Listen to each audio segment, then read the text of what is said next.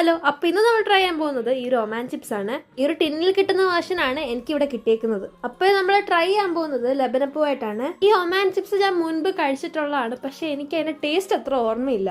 ഈ ടിൻ തുറന്നപ്പോ തന്നെ നല്ലൊരു ടാങ്കി സ്മെല്ല് വരുന്നുണ്ടായിരുന്നു. അപ്പൊ ഈ ടിൻഡ് വശയിൽ വരുന്ന ഒമാൻ ചിപ്സ് ചെറിയ സ്റ്റിക്ക് പോലെയാണ് വരുന്നത്. ചിപ്സിന്റെ ടേസ്റ്റ് വന്നിട്ട് ഇച്ചിരി പുളി ഇച്ചിരി എരിവൊക്കെ കലർന്ന ഒരു ടേസ്റ്റ് ആണ്. ഇതുവരെ കണ്ടേക്കുന്ന റീൽസിൽ അൽമറാന്റെ ലബനപ്പ് യൂസ് ചെയ്യുന്നതാണ് കണ്ടേക്കുന്നത്, പക്ഷെ ഇവിടെ ഞാൻ യൂസ് ചെയ്യുന്ന സാഫറിന്റെ ലബനപ്പാണ്. ലബനപ്പ് നല്ല പാകത്തിന് ഉപ്പിട്ട ഒരു മോരും വെള്ളമാണ്. ഈ ലബനപ്പ് ആദ്യം ഒഴിക്കാൻ ഇച്ചിരി മടിയായിരുന്നു, പിന്നെ അങ്ങ് ഫുൾ ഒഴിച്ചു, കാരണം അത് ക്രിസ്പി ആയിട്ട് കഴിക്കുന്നതായിരുന്നു എനിക്കിഷ്ടം. ഇത് രണ്ടും കമ്പൈൻ ചെയ്ത് മിക്സ് ചെയ്ത് കഴിച്ചപ്പോഴത്തേക്കും ചിപ്സിന്റെ ആ ഒരു ടാങ്കി ടേസ്റ്റും ലബനപ്പ് തണുപ്പോടെ ഒഴിച്ചുകൊണ്ട് ആ ഒരു തണുപ്പിന്റെ എഫക്റ്റും നല്ലൊരു പെർഫെക്റ്റ് കോംബോ ആയിരുന്നു. എനിക്ക് എന്തായാലും ഇഷ്ടപ്പെട്ടു. ഇത് നല്ലതാന്ന് പറഞ്ഞു കഴിഞ്ഞതും കറക്റ്റ് സിബ്ലിംഗ് അറ്റാക്ക് വന്നു. അതുപോയി ഇനി എനിക്ക് കിട്ടാനൊരു ചാൻസ് ഇല്ലെന്ന് വിചാരിച്ചിരിക്കുന്നല്ലേ ഞാൻ ബാക്കിയുള്ള ലബനപ്പ് എടുത്ത് കുടിച്ചു. തണുത്ത ലബനപ്പ് കുടിക്കാൻ നല്ല റിഫ്രഷിംഗ് ആണ്. പിന്നെ ആ ടീന് എനിക്ക് ഒരു വട്ടം കൂടെ കിട്ടി. അത് കഴിഞ്ഞ് പെട്ടെന്നാണ് സാധനം തീർന്നു പോയത്.